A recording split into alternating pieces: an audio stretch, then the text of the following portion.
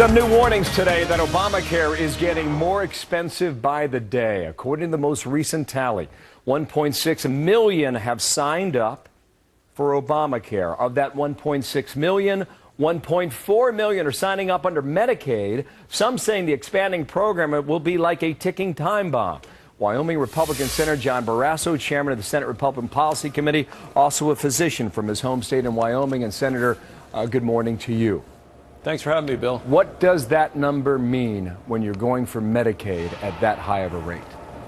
Well, we know that Medicaid is a very costly and pretty ineffective system to provide health care for so many Americans. Many physicians don't want to take care of patients on Medicaid because the reimbursement from the government is so low and the paperwork is so onerous. And we know that the government looks like they're going to be doubling the spending on that in the next 10 years, and for states, and I was in the state legislature in Wyoming, we know it is the #1 cost driver in the state, the #1 expense, and as a result, that's money that state. Hang with it a moment. Here are our apologies. We do this 100 times a day, the link between New York and Washington. It looks like we just took a Mother Nature hit there. Senator, finish your point there. We know what you were saying? Well, we know that states are those that have Medicaid is the state's most expensive budget item. And so when the states have to pay more for that, there's less money for teachers, for schools, for highways, for public safety. And we know that Medicaid is a very costly and inefficient and ineffective way to provide health care for people because so many doctors don't want to see those patients. I apologize for interruption. Was that expected? Because Medicaid is expensive.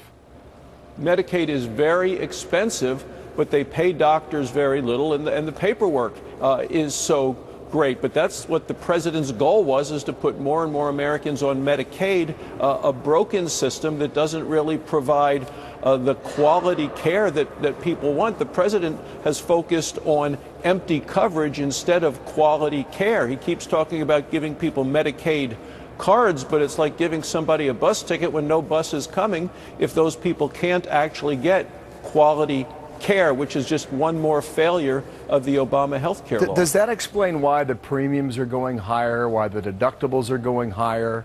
So then you get the middle class to pay for the Medicaid expansion?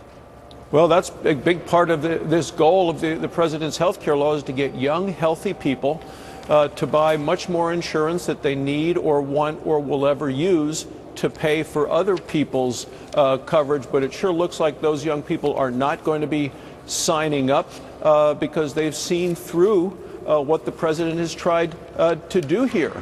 I think all across the country, people are being hit with higher premiums, higher deductibles. Front page story today in the Wall Street Journal that deductibles on average are much higher, over $5,000 per person if they buy the least expensive of the policies on the exchange, the so-called bronze exchanges. People that are going to do comparative shopping are going to find that this health care law that President Obama has offered them is not a good deal.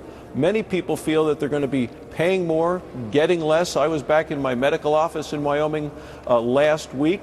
The patients I've talked to are afraid they're not going to be able to keep their doctor, and doctors are afraid they're not going to be able to keep their patients in spite of the president's promise. If you like your doctor, you can keep your doctor.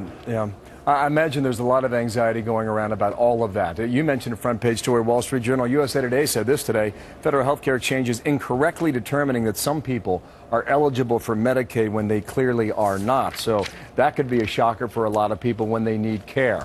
Now, take this Medicaid expansion out a year, 5 years, 10 years. What's the effect of that, Senator? Come back to the original question. Yeah, well, the effect of that is that states, which have to bear a big burden of the cost of the Medicaid, they're going to have less money for teachers, for schools, for public safety officers, firefighters, police officers, less money for highways to repair potholes, all of the things that the states do, because Medicaid is going to be their #1 cost within that state. Senator, thank you. John Barrasso, also a physician, the Republican from Wyoming. Thank you for coming on today, sir. We will speak again. Thanks, okay? Bill. You bet. Thank you.